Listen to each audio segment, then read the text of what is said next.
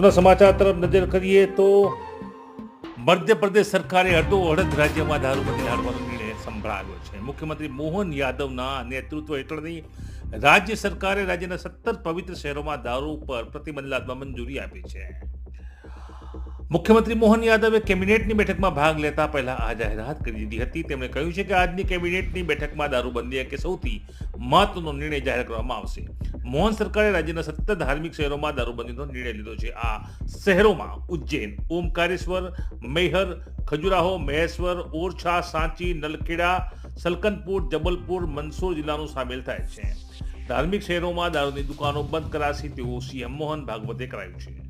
મુખ્યમંત્રીએ કહ્યું છે કે દારૂના કારણે પરિવારો બરબાદ થઈ જાય છે. તેને કારણે સામાજિક બદીઓ પણ ઊભી થાય છે. તેથી જે દેશી હોય કે પછી વિદેશી ધાર્મિક શહેરોમાં દારૂની દુકાનો બંધ કરી દેવામાં આવશે.